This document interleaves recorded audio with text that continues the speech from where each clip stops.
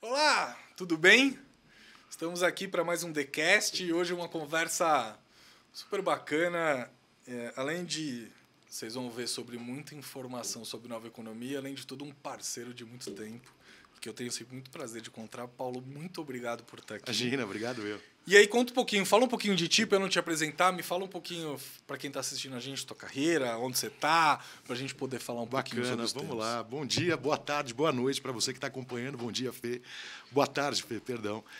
Meu nome é Paulo Roberto Leitner, começo acho que no RH há 22 anos atrás, no momento que o RH tinha um protagonismo e uma importância nas organizações muito diferente daquela que tem hoje. Comecei, acho que no mercado mais tradicional possível, na indústria. Então, primeiro indústria aeronáutica, depois indústria de cervejas, né, Ambev mais propriamente dito. E segui nessa carreira bem tradicional, né? Fast Shop, Cato Online, onde a gente se conheceu. Sim.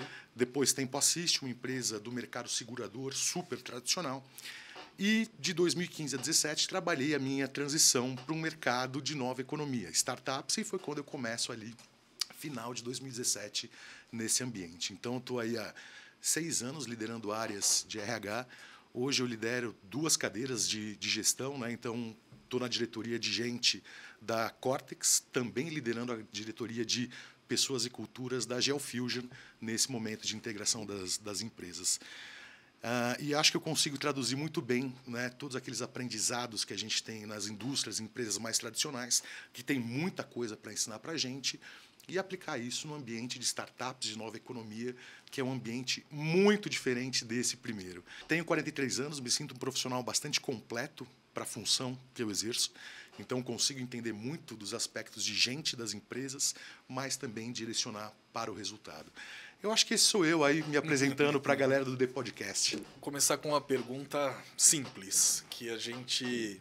Na verdade, a gente também vem sendo muito provocado para tentar explicar isto, não acho que é nada simples, mas de um tempo para cá, de meses para cá, a nova economia, que era uma tendência e que acho que ainda vem sofrendo uma reestruturação muito grande. Então, constantemente a gente vê publicações de layoffs acontecendo em marcas grandes. Como é que a gente traduz isso? Assim, não é uma pergunta simples, acho que tem muita coisa recortando, mas se eu fosse olhar essa estrutura de cortes, como é que a gente enxerga isso? Fernando, eu acho que essa é a consequência não de algo que está acontecendo agora, mas de um ciclo que vem se encerrando, e esse é um ciclo que vem lá desde 2000, começo dos anos 2000, passando pela crise de 2008, crise de 2005, na qual o mercado todo sofreu, mas as startups conseguiram, ano após ano, incremento no capital de venture capital injetada neles. Então, quando a gente vê o histórico de investimento em startups, a gente vê que, mesmo com as crises de 2008 e 2015, esse negócio vinha aumentando.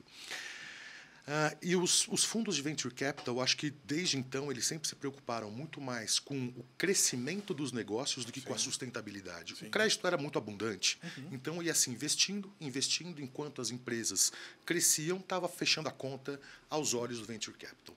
E essa tendência é uma tendência que está se alterando, seja por uma conjuntura global, né, de escassez de crédito, influenciada por crise, né, guerra na Europa, por pandemia. A gente não pode esquecer que os efeitos da pandemia na macroeconomia estão começando a ser sentidos agora. Então, o aumento da inflação global, seja pelo despejo de dinheiro que foi feito na época da pandemia, seja pela escassez de alimentos hoje, vem aumentando. Os juros vão aumentando a pressão sobre o crédito. E aí essas empresas que viviam quase que no mundo mágico de dinheiro infinito começam a ter que se provar negócios mais sadios. Sim. Então, o vetor do investimento muda de uma empresa de rápido e infinito crescimento por uma empresa de crescimento sólido, porém sustentável. E aí essas startups entram num mundo que até então elas não conheciam, que é o mundo de um negócio quase que normal, em que as empresas têm que dar lucro, ou as empresas têm que apontar para um break-even, ou têm que apontar para uma solução financeira. Então, eu acho que os layoffs que a gente está vendo agora, que eles começam lá em abril de 2022, acho que a gente começa a se perceber numa crise de crédito de venture capital lá no começo de 22, e agora que as empresas estão entendendo qual que é a adaptação que elas estão tendo que fazer. Se a gente for perceber, Fernando, as empresas, e aí pensem em todos os nomes que fizeram layoffs, vão lá ver. Eles estão com vaga abertas, sim. Então, o layoff não é dizer que as empresas estão mal, que elas vão fechar, que tem que demitir funcionário para aumentar o seu fôlego.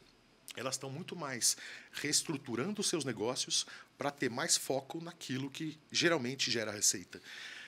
Então, projetos estão sendo repensados, áreas estão sendo repensadas, aquelas piscinas de bolinha e todo aquele glamour que as startups tinham estão sendo repensados, porque a gente começa a entender qual que é o real valor que a gente aporta, seja para o nosso acionista, seja para o nosso colaborador. E a gente está entrando num processo de, eu diria, maior profissionalização do investimento, maior eficiência do investimento, seja em pessoas ou seja em negócio. Então, não acho que as startups estão em risco, não acho que o investimento vai diminuir, não acho que falta dinheiro no mercado. O que eu acho é que o mercado agora está apostando em fichas mais sustentáveis. E tem uma bolha em tecnologia onde você enxerga posições plenas com uma posição salarial super alavancada, né? E que por conta dos crescimentos elas tiveram que ocorrer, porque as empresas tinham que ter essas equipes, mas que isso também vai sendo reformulado e vai sendo pensado, né? Eu acho que... Eu lembro muito de quando eu comecei a minha ação de search, no boom da parte de infra, onde o engenheiro ele tinha um valor de mercado de empresas que contratavam o engenheiro, ele ficava num projeto por 7 meses e os outros meses eles deixavam ele parado, retendo ele para não perder esse profissional para o mercado. Depois disso, equalizou e veio para um mundo mais real. Eu acho que também passa por isso, né? De equalizar até um quadro de profissionais que estavam alavancados por uma mão de obra escassa e que isso vai sendo olhado de forma diferente. A gente pode dizer que a nova economia, então, continua, mas Sem ela dúvida. vai se aproximar mais de alguma forma da economia mais tradicional, e aí estou pensando na parte de governança que você falou, de entrega de resultado. Esse você acha que é o caminho da nova economia? Eu não sei se ela vai se aproximar no sentido de que o dia a dia vai ser mais parecido com o dia a dia de uma empresa tradicional. Tá. Eu acho que startups ou nova economia e economia mais tradicional, elas vivem em ambientes muito diferentes um do outro. Mas sim, eu acho que a nova economia passará a olhar resultados mais parecidos com o resultado de uma empresa tradicional. Uma empresa tradicional, se ela tem um cash burn significativo, ela não está saudável. Sim. O que não é verdade no mundo das startups. O cash burn sempre foi algo que a gente conviveu. Muitas empresas têm até orgulho de ter um cash burn alavancado, mas isso não é sustentável a longo prazo se a gente não vê, né, do outro lado do muro. Em relação a salários, eu acho que sim, o mercado como um todo vai se acomodar. Isso não quer dizer que salários serão rebaixados, diminuídos, mas eu acho que cada vez mais a gente passa a ter consciência do que é o salário de determinado profissional, principalmente aqueles de tecnologia. Sim. Se voltarmos 3 anos atrás, no momento em que a pandemia começa a surgir e as empresas, mesmo aquelas mais tradicionais, começam a se digitalizar, porque foi um movimento, foi um flow quase unânime em todas as empresas, todas elas se digitalizaram, o mercado acabou sofrendo uma pressão salarial nesse pessoal de tecnologia muito significativa. Sim. E de lá para cá a gente ficou muito perdido nos salários, né? A gente tinha um profissional que aparentemente era bom, a gente ia lá, cobria o salário do concorrente, os salários, como você disse, iam escalando. A gente tem hoje muito pouco suporte das pesquisas salariais, porque mesmo as principais, elas ainda estão lendo... Pouca referência, né? Elas estão lendo dados ainda muito conturbados da pandemia, então as tabelas salariais ou as pesquisas salariais que estão sendo divulgadas agora, elas sempre têm um delay de 6 meses entre a pesquisa e a divulgação. Uhum. Então, assim, ainda existe muita empresa que está usando uma tabela salarial, uma pesquisa salarial de 2020, de 2021, coletada em 2020, ou seja, mesmo os referenciais salariais ainda estão muito confusos. E dentro desse cenário, eu acho que o mercado de emprego ele começa a se amadurecer em termos daquilo que a pandemia ofereceu, o home office, o híbrido, novos salários. Hoje, a escolha salarial de um profissional ele leva muito em conta o modelo de trabalho. Então, o modelo híbrido ou modelo full remote ele tem muito mais competitividade do que o modelo presencial. Então, acho que estamos nos adaptando, mas o mercado vai ditar o ritmo dessa adaptação, que é o que ele está fazendo agora. E falando já neste tema que você tocou agora, na tua realidade isso não é um tema comum, mas eu sinto que acho que principalmente pós-pandemia, né, tem uma charge que eu gostei muito na pandemia que eu vi, que era os empresários sentados numa mesa de reunião e perguntando: e a digitalização, o que acontecerá agora? E a Charge é uma bola de demolição vindo para o prédio, que é isto, assim, demoliu estruturas, e principalmente no colaborador, e aí tem pesquisas que falam que em algumas posições o valor da liberdade ou do lifestyle, ou como a gente quiser chamar, ele começa a ter uma competitividade quase igual à rentabilidade. Então, em processos, e mesmo no grupo D a gente percebe isso, que a pesquisa de como se trabalha com esse modelo de atuação, ela ganha um número de relevância muito alto. E aí o mercado ele foi assumindo um mundo totalmente home office, mas que a gente vai percebendo no dia a dia que isso, de fato, está longe dessa estrutura acontecer. Você vê muitas posições híbridas, mas que, na verdade, são presenciais. Como é que você enxerga isso? Assim, eu sempre acho que o ser humano ele tem pouca capacidade de transformação e tende a voltar mais para os status quo. A gente vai voltar para o presencial, você enxerga que é um caminho sem volta. Como é que você está enxergando essa questão de modelos de atuação? Pergunta complexa. Eu tenho uma posição bastante sólida em relação a isso, porém também me questiono muito. Eu acho que o mundo vai se dividir entre empresas e pessoas que conseguem trabalhar de forma remota. Sim. E aquelas que não conseguem trabalhar de forma remota. Seja porque a natureza do seu negócio é presencial, um varejo, por exemplo, seja porque não aprendeu a trabalhar remoto. Uhum. Eu acho que o topo da pirâmide ele vai ser remoto, né? Os principais profissionais do mercado, os profissionais mais talentosos, eles vão se dar ao luxo de escolher lugares que permitam que ele trabalhe remoto. Quando você fala que o humano ele tem uma tendência natural a voltar ao status quo, acho que isso está escrito na psicologia, na psicanálise, né? O quanto a gente retorna para aquilo que é confortável para a gente. Mas eu acho que isso está muito mais apoiado por uma incapacidade das empresas em aprender a trabalhar remoto do que pelo fato do remoto ser efetivamente melhor. E aí a gente cai na pergunta, o que é melhor no trabalho? É melhor para quem? Né? Se você perguntar para um colaborador, pergunta aí, quero ver o pessoal de casa, o que eles acham. Se ele gosta de poder acordar mais tarde, se ele gosta de não precisar pegar trânsito, se ele gosta de poder almoçar em casa, se ele gosta de passar um tempo a mais com o seu pet, com o seu filho, com a sua família, é claro que Sim. todo mundo gosta. Então, que existe um valor, existe. Eu acho que o que vai acabar acontecendo é algumas empresas, algumas indústrias vão conseguir trabalhar no remoto, e vão ter um poder de atração muito maior dos colaboradores. Outras não vão conseguir, vão ter que bancar isso via salário. Uma pergunta que eu sempre faço é: tenta contratar um desenvolvedor sênior para trabalhar na Paulista. Você até vai conseguir, mas esse cara vai cobrar tanto a mais de você que você vai perceber que existe um valor muito grande no remoto. Fernando, eu posso passar aqui à tarde falando das vantagens do remoto. Eu vou só trazer mais algumas, né, para pincelar. Hoje você está remoto na Cortex. Cortex é do Rio. Praticamente 100% remoto. A gente se encontra uma vez por mês nas executive meetings, mas somos uma empresa remote first, ou seja, a gente entende que o trabalho é feito de casa, em alguns momentos específicos a gente se reúne presencialmente. Uma outra vantagem do remoto, que eu acho que essa é a principal, a gente começa a ter espaço para captar talento no Brasil inteiro. Sim. Tem tanta gente talentosa. Isso, volto a falar, eu falo do ponto de vista de alguém, de um startupeiro, de alguém que trabalha no universo de tecnologia, que está muito concentrado em Rio, São Paulo, Floripa, BH e etc. E que o pessoal lá do Nordeste, muitas vezes, não tem acesso Sim. a essas posições. Quando uma empresa vai para o remoto e se permite contratar no Brasil inteiro, você encontra muito mais talentos do que você encontra quando você vai buscar só em Rio, São Paulo, que já são praças muito mais competitivas salarialmente falando. Então, de novo, eu acho que as empresas vão se dividir naquelas que vão sair do outro lado, aprendendo a trabalhar no remoto e com uma competitividade de mercado incomparável com aquelas que vão ficar no meio do caminho e vão ter que se deparar com as dificuldades de trabalhar presencialmente. Eu concordo e eu acho que as empresas elas têm um desafio a pensar, que é isto. Essa pergunta e reflexão que você fez que é muito boa. Você prefere estar com seus filhos, comer em casa, não pegar um trânsito? Me dá a sensação que antes da pandemia isso estava no campo das ideias, como se a pessoa estivesse no trânsito e falando assim, puxa, não gostaria de estar aqui, gostaria de estar com meu filho.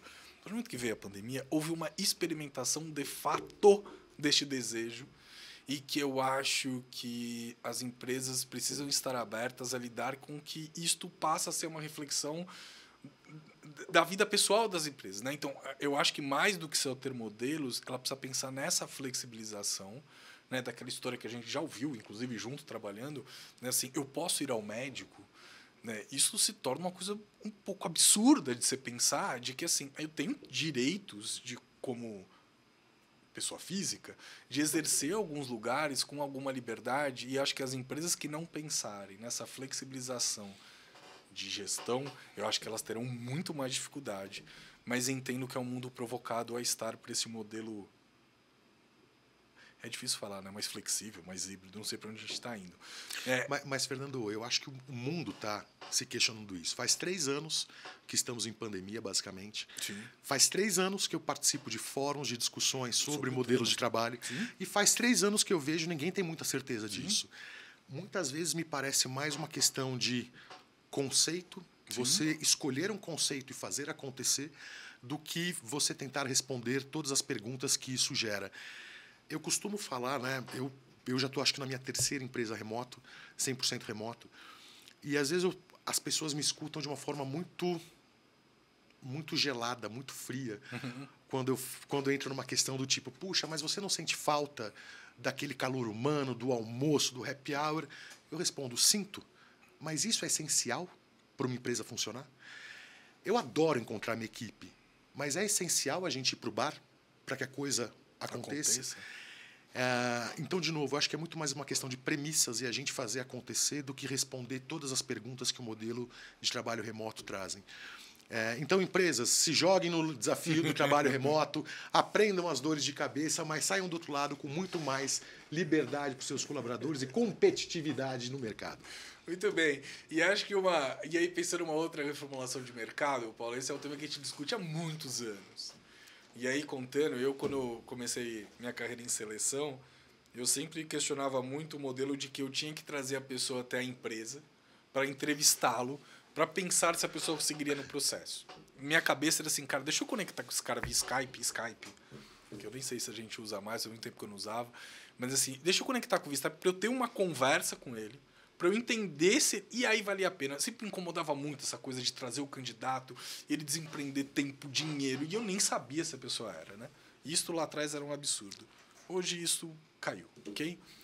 Cada vez mais as HR Techs estão entrando, e aí, pensando na estrutura de atração, desde você buscar esse profissional até você passar por um primeiro funil de testes, de vídeos, de coisas do gênero, até o processo de admissão e algumas marcas até o onboard, né?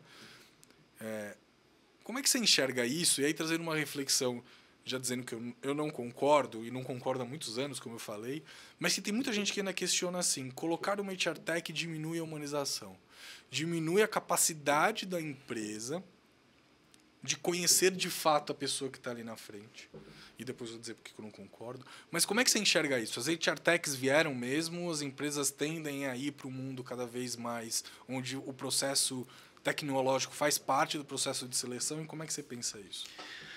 Fernando, sim, não dá para fugir das HR Techs, não estou falando que elas são um mal necessário, não é isso. Mas hoje em dia, quando você publica uma posição comercial no LinkedIn, por exemplo, você tem 2.000 candidatos em 2 horas, né? Talvez um pouco mais em um dia.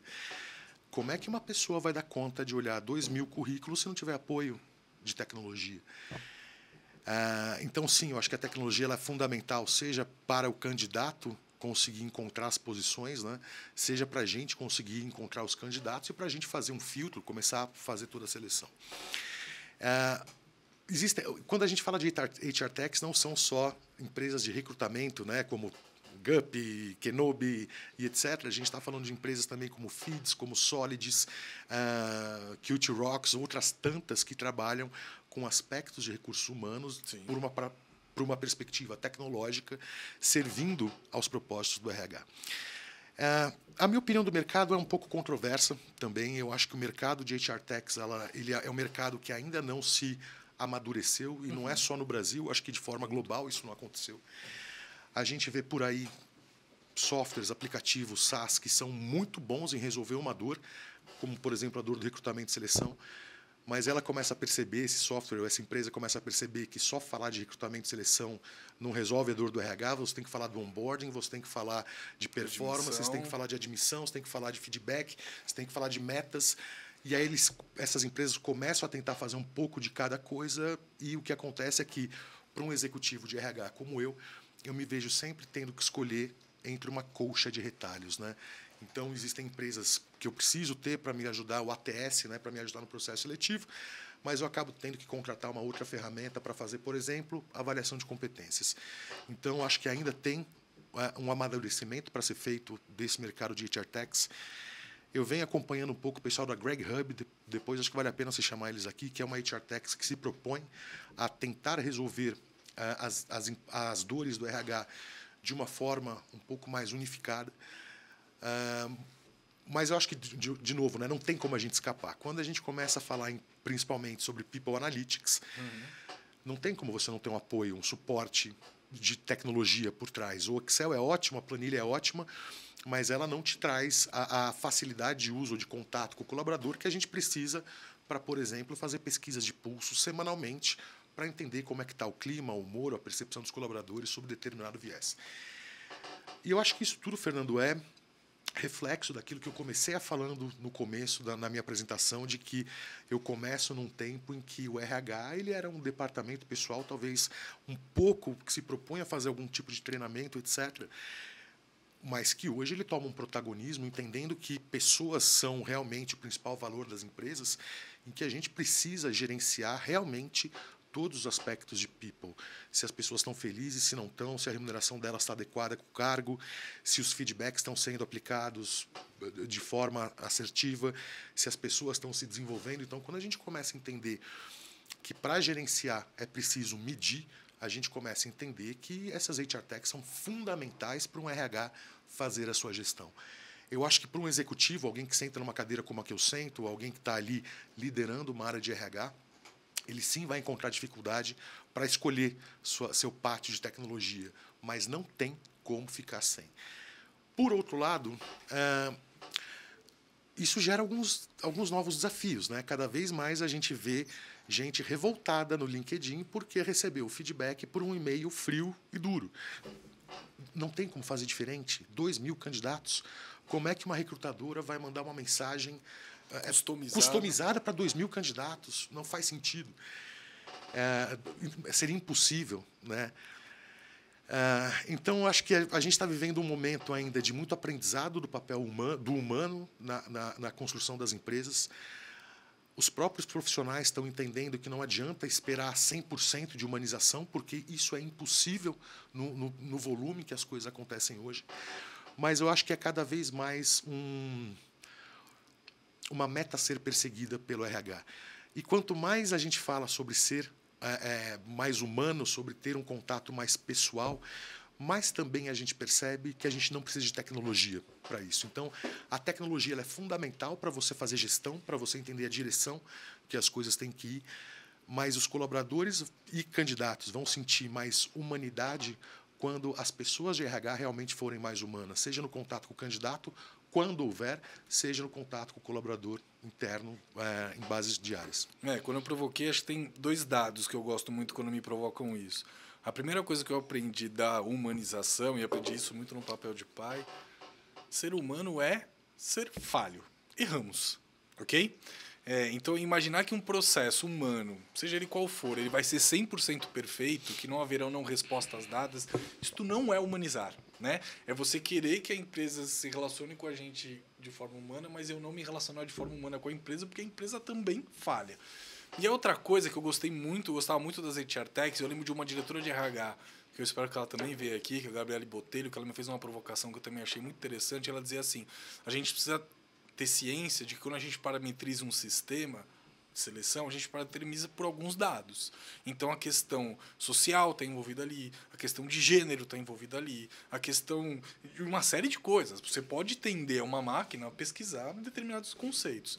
O que eu acho que não desumaniza é porque a gente tem dados claros. Então eu começo a comparar candidatos por dados muito claros. E aí a questão de gênero fica mais clara, a questão de raça fica mais clara. Porque dessas 2.000 pessoas, eu concordo contigo, como é que eu tiro ali um pool de pessoas? Eu vou olhar elas por igual. Então é um critério. Você tem inglês. Não tem inglês, você não saiu do processo. Isso não é desumanizar. Isso é um critério, né? Ter esse dado de que eu estou lidando com um público e quais são os dados que aparecem a partir dali, eu acho que isso é muito legal de um processo tech. E aí, para a gente ir fechando, eu quero muito fazer essa pergunta porque nos provocam muito e eu queria muito te ouvir, mas acho que para fazer a pergunta que eu quero, eu preciso beber um pouco da tua fonte, que é: qual é a principal diferença da nova economia, do mundo de startup, com a economia tradicional? Qual a diferença dessas duas empresas para eu poder chegar onde eu quero chegar? Alguém que trabalha numa economia mais tradicional, tenham certeza, vocês sabem tudo o que vocês precisam saber para trabalhar numa startup. Vocês sabem muito mais do que precisam saber para trabalhar numa startup. A diferença é o como você faz isso, porque numa empresa grande, os processos já estão desenhados, as políticas já estão feitas, as hierarquias são muito claras. Se você tem uma ideia, um projeto, isso vai para um comitê que é avaliado, demora 2 meses para te aprovarem a história. Numa startup a coisa é muito diferente. E aí o posicionamento de um profissional é a principal diferença, é o principal aprendizado que ele tem que fazer para trabalhar numa startup. A diferença não é técnica, Fernando. Alguém que sabe fazer uma avaliação de competência, uma pesquisa de clima numa empresa tradicional, ele vai ter conhecimento técnico de sobra para implantar um sistema de avaliação de competências numa startup. A diferença é que ele vai ter que ter autonomia para isso, né? Ele vai ter que ter o protagonismo de não pedir a bênção, de falar, olha, é isso que tem que ser feito. Se o presidente da empresa fala, putz, não sei se é a hora, ele tem que argumentar do porquê que é a hora, que é uma posição radicalmente diferente de um executivo de empresa tradicional, de uma multinacional. Enquanto um profissional, não estou nem referindo só ao executivo, enquanto um profissional de uma empresa grande, espera-se dele que ele execute coisas muito bem feitas. Num ambiente mais startup, espera-se que ele crie coisas, diferente de executar. Aqui ele cria, né? E o processo de criar e de implantar é um processo diferente do executar. Ele requer que você tenha a iniciativa, que geralmente numa empresa grande você não tem. Ele requer que você tenha autonomia, que numa empresa grande provavelmente você não tem. Ele requer que você tenha a proatividade, né, que geralmente uma empresa grande não te dá. Então, eu acho que a principal diferença é o como o profissional se coloca diante do desafio. Dá muito medo trabalhar numa startup, muito. O pessoal fala muito, né, do glamour, do como é bacana, que tem cerveja no final do dia e que tem piscina de bolinha. Tem tudo isso. O pessoal fala, né, quando quer migrar de uma empresa tradicional para uma empresa de nova economia, eu quero autonomia e liberdade de trabalhar. Rapaz, autonomia e liberdade dá um medo do cacete. Claro. Eu posso falar cacete aqui? Pode. Autonomia e liberdade dá um medo do cacete, porque você está com o problema na sua mão, você olha para cima, o CEO da empresa não sabe resolver aquilo porque ele não é de RH, enfim, ele não tem domínio técnico, e é você que tem que propor a solução. Não existe a matriz lá de Boston, não existe a matriz do Rio de Janeiro que vai te dar diretriz, te respondendo como é que faz. Sim. Então, eu acho que o saber lidar bem com o risco, saber contornar bem situações difíceis, saber costurar bem projetos e tracionar isso é o que faz muito a diferença entre um mundo mais tradicional e um mundo de nova economia. E acho que é esse o aprendizado que as pessoas que querem fazer essa transição precisam ter em mente. Estou chegando onde eu queria. O que você está me dizendo, e aí vê se eu traduzi errado. Você está me dizendo que quem está numa economia mais conservadora tem toda a competência para estar ali. As pesquisas de clima que se faz numa empresa grande, ela é muito mais complexa, na verdade, do que aquela que você vai fazer numa startup começando. Não tenha dúvida. A avaliação de desempenho de uma empresa tradicional, também ela está apoiada no SAP, ela está apoiada, todo mundo já fez e etc. A remuneração, a tabela de remuneração numa empresa tradicional grande, já está ali, criada por alguém. O que você está olhando é o soft skill dele. E aí eu estou te questionando isso pelo seguinte: um CFO, eu vou sair do CFO, porque senão os CFOs depois reclamam comigo, eu sempre uso eles como modelo, mas pensa num executivo mais tradicional, onde ele não tinha uma habilidade de comunicação. ok? E que lá atrás a gente conversava com ele e falava assim, pô, esse cara é bom, mas ele não fala bem. Ele não consegue correr risco de falar, ele não consegue agregar as pessoas junto com ele. Bora com ele. A gente apoia, a gente põe um HRBP, a gente apoia. Dentro de uma startup ele teria dificuldade. Então, o que você está me dizendo é, tem uma parte de desenvolvimento humano, ou de soft skill, ou de habilidades, que ela é tão ou mais relevante que o hard skill dentro dessa contratação. Sem dúvida alguma. Sem dúvida alguma. De novo, Fernando, as pessoas que trabalham em empresas estruturadas, de velha economia ou de economia mais conservadora, eles aprenderam com o que há de melhor do mercado. Sim. Eles aprenderam a fazer uma avaliação de competências 360, com calibração, com people planning, 9-in-box, que dificilmente uma startup vai conseguir colocar logo de começo. Então, o arcabouço, o alicerce teórico, certeza que eles têm. E é justamente no soft skill, que a coisa se diferencia. O como você coloca esse conhecimento técnico em prática quando você não tem um ambiente preparado para isso. Exatamente como você falou. Como você reúne pessoas, como você pede ajuda de áreas que talvez não sejam tão próximas do RH para fazer a coisa funcionar. E aí, por exemplo, você começa a perceber que ou você fala de comunicação corporativa ou seus projetos não vão funcionar, porque não existe um terreno já pronto e alicerçado para que aquilo aconteça. Você vai ter que criar o espaço. E aí, se a pessoa não tem uma boa habilidade de comunicação ou não cria no seu time uma boa habilidade de comunicação, ele vai perder tração. Ele vai contar que os processos vão levar ao sucesso, mas isso não vai acontecer. Então, acho que não é incomum, tá, pessoas de uma economia mais tradicional sentirem essa turbulência na hora que entram numa startup. Super. Não estão habituadas com o nível de autonomia e de proatividade que eles têm que ter. Não estão habituados, talvez, ao risco de você ter que tomar uma decisão de hoje para amanhã e a consequência vem. E ela vai estar apontada para a tua responsabilidade. Então, sem dúvida, eu acho que são soft skills. Uma dica que eu dou para o pessoal é se preparem, né? Exercitem um pouco isso, conversem com pessoas que trabalham no universo de nova economia, de startup, de empresa de tecnologia, para entenderem ou para tangibilizarem um pouco o que é isso que eu estou falando. O que são essas decisões que a gente tem que tomar, que no final do dia está na nossa mão e que numa empresa mais tradicional teria ali uma diluição dessa responsabilidade em algum comitê ou com algum diretor que está acima.